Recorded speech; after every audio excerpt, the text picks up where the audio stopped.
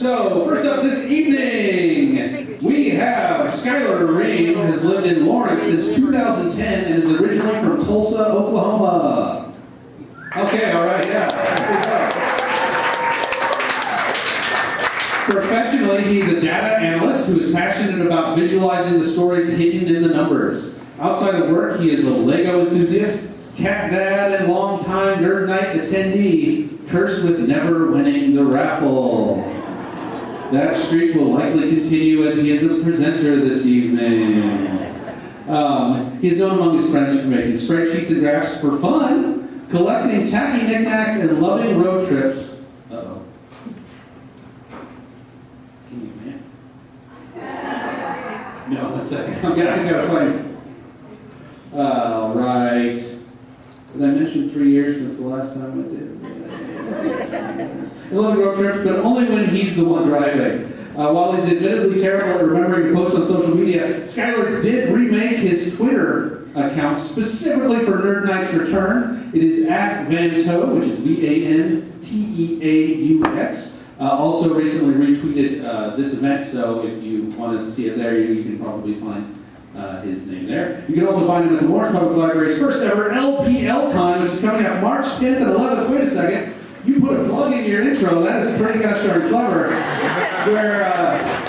Where he'll be displaying some of his Lego builds and at Planet Comic-Con in Kansas City, which is March 17th through the 19th, so it's a very busy month here this worm moon. And where he'll be volunteering with the 501st Legion, which is another Star Wars reference. Okay, I'm going to leave it at that, and I'm going to go ahead and turn it over to Skyler. And in order to do that, I'm going to figure out.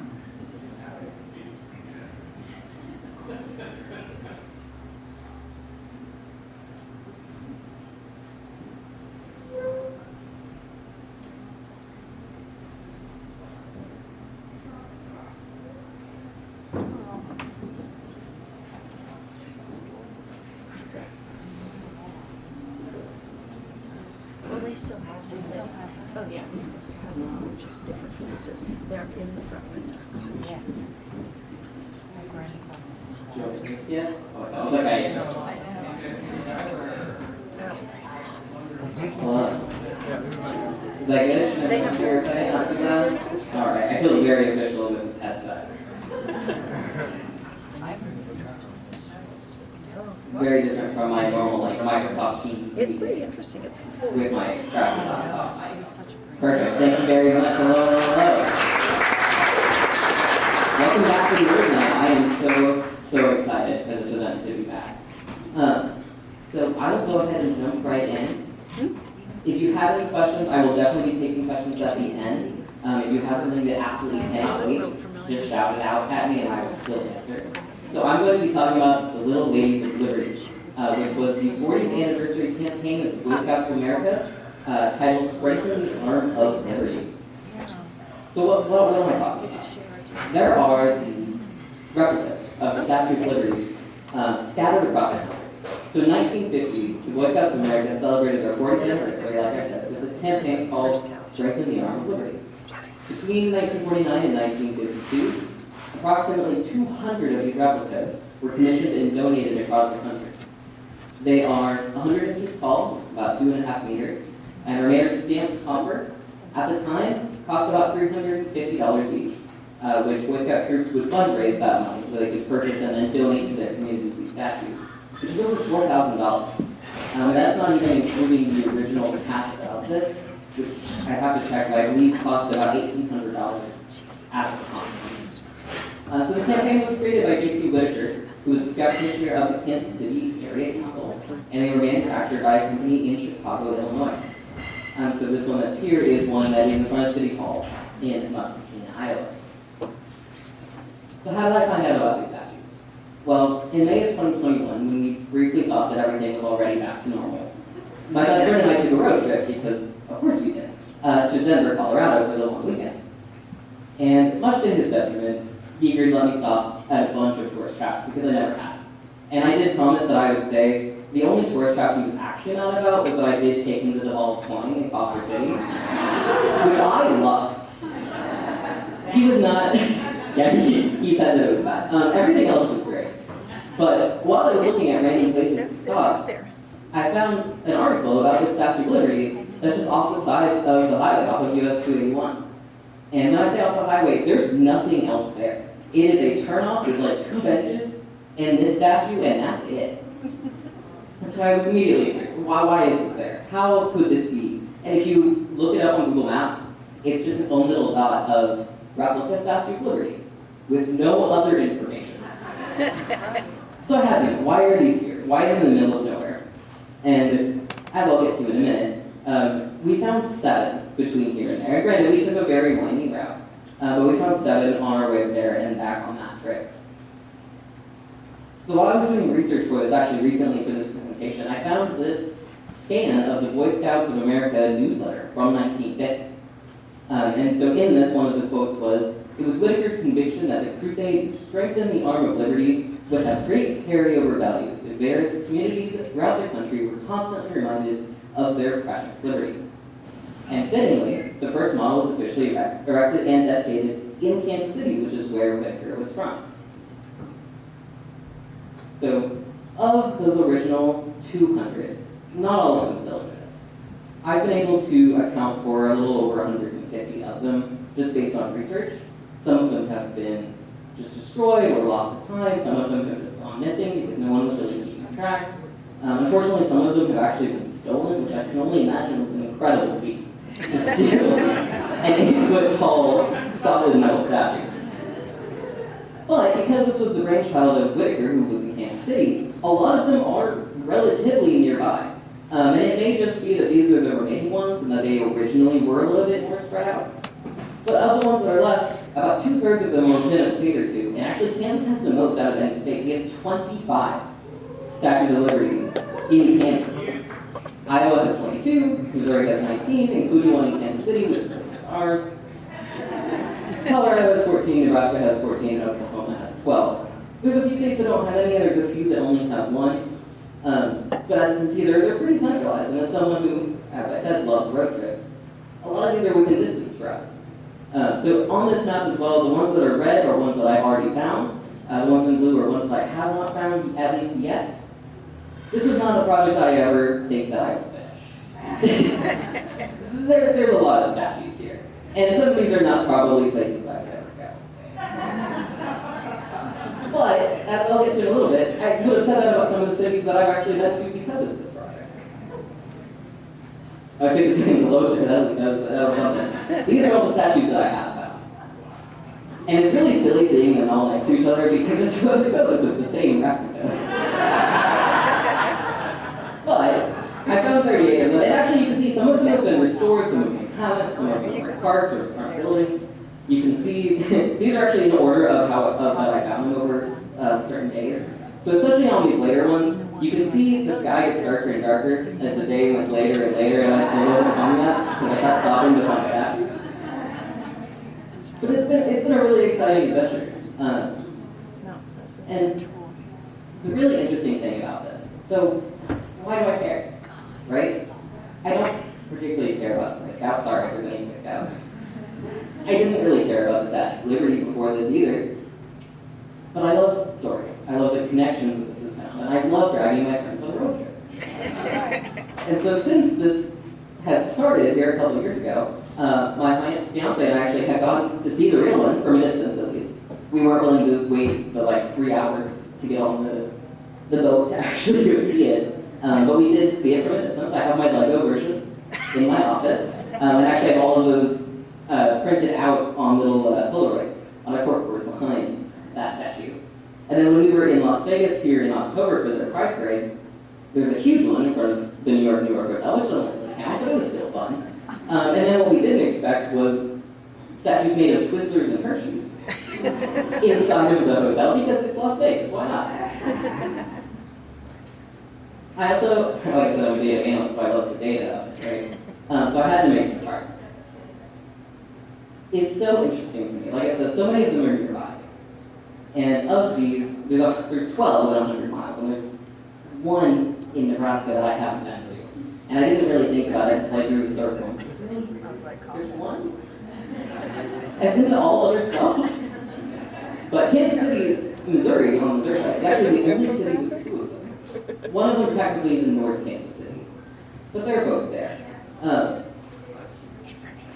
I wanted to put a couple different things. I already showed the states a little bit. Most of these are in public spaces. Either in government buildings, a lot of them are government buildings like courthouses or public spaces. A lot of them are in parks, just in the middle of the playground. Some of them are at schools. Some are at other community buildings like VFWs and like museums. Some of them, like the one in Harlan, is just on the side of the road. One of the ones in Kansas City is legitimately just on a median between two roads. I think we parked in maybe a Wendy's parking lot across the street. They're not. Yes, we parked in a Wendy's parking lot so I could get out and take a picture. And then we continued, I think, to the zoo is where we were going. There's a few at the library, and then there's a few that are just at other locations. Of all the ones I found, it's only been 6 trips in 10 days. these 2 in June 3rd and 5th, which are 12 and 8 respectively. I was on a road trip that I did not expect to be on by myself. And as you can see, I had no self-control. Because there was no one to tell me no. And so I have a map that I made on Google Maps just to see if there's any nearby, and I kept being like, wow, this would only add 30 minutes. Wow, this would only add 30 minutes. So on the 3rd, I was driving from here to Joliet, Illinois, which is right outside Chicago. It's like an 8-hour drive. It took me 20 hours. Oh my God! And I had a blast. But the really interesting thing I thought was the populations. Because like I said, there's so many cities I would have never stopped. And some of them are in places that we've all heard of. Like there's one in Topeka, there's one in Wichita, there's one in Salina, there's one in Tulsa. But a lot of them are in itty-bitty cities I would never drive through. They're not on the highway. They're not really throughways at all. So I did a little bit of math and found that the average population of these cities is only 78,000. That's smaller than Lawrence. And that's even skewed because the median is only 16,000, 16,400. 99% are under 1 million. It's only Dallas. Dallas skewed all of my numbers. Dallas is the only one that's over 1 million. 83% were under 100,000. 39% were under 10,000. And 5% were under 1,000. That's really small. Like I said on my intro, I grew up in Tulsa, which is a fairly sized city. And then I moved to Lawrence, which at the time I considered tiny, but clearly that's not true. I just didn't know any better. But, and it's funny because the one that's on the side of the road technically is in Harlan. That's the closest city that's near it because it's in the middle of nowhere. Harlan has a population of 70 people. That's almost just this nerd night. To fit all of Harlan in this room. But we've found some really, really interesting things and really roundabout ways that we've gone places that we wouldn't normally go. I think we split our Denver trip, I think only into 2 days. Yeah, I think we split it into 2. We did. Avery, my best friend, is who I drove on these road trips. But we stopped in some really cool places and found things we never would have found otherwise. Most of them have been where they said they were. There's a Wikipedia page that has them all listed out, the ones that we think that are still there. And actually, if I go back a little bit, this map, with the exception of like maybe 2 that say they're inside buildings, I went through and I validated at least through Google Street View that they still exist, or did exist the last time Google was there, because a lot of them don't anymore. I think on the Wikipedia page, there's one that says it's in Denver and it just says missing. Nobody knows what happened to it. It's just not there anymore. But of all the ones that I tried to visit, there's only been one that wasn't actually there, and it's because the building was under construction, where it was supposed to be, and I had no idea. But it was on my way to Joliet, and I got the most beautiful view of the river that I would have never seen otherwise, except I was trying to find this statue that doesn't actually exist. But I think it was amazing. And on the way to, so of the trips, I'll go back to this one. Of the trips that we've done, so these first few were to Denver and back. Then I drove to Tulsa, where I'm from, got a couple that way. We drove from Washington, D.C. back to Lawrence, which that was an amazing road trip.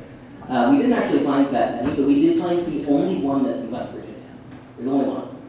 And it wasn't where Wikipedia said it was, because that building didn't exist anymore, but it was across town. Yeah. I actually created an account on Wikipedia to update the article this morning, because I finally remembered when I was reviewing this back and forth. And then, like I said, my terrible road trip to Joliet back, which I love. And then most recently, actually, just to the Kansas City Zoo. In fact, we got two. We had found in Kansas City. But these towns, I'm so curious about, because were they much more important in 1950? And what does important really mean anyway? I mean, theoretically, they had a Boy Scout troop, or at least they knew someone in a Boy Scout troop so they could get the statue. But does the town care that it's still there? And what I found when I was looking through these is a lot of these are actually, the communities are very proud of these statues, and they've donated money to restore these statues and keep them there. And I think that's part of why, on the big map, so many of them are in these little towns in the Midwest, is because those are communities that care. In somewhere like, there were supposed to be some in California, none of those are there. The one in Denver is not there. And not to say that those communities didn't care, but those cities are so big that it just got pushed to the side, is my assumption anyway. There's no way to really know. But these tiny little towns, we've had so much fun. And like, there's communities there, even though they're tiny, and we would have never known. So it's just been a really, really fun way to explore the Midwest, explore the country, and make road trips way longer than they used to. But I rambled a little bit. I'm sorry I keep going back and forth. Does anybody have any questions? Yes? I think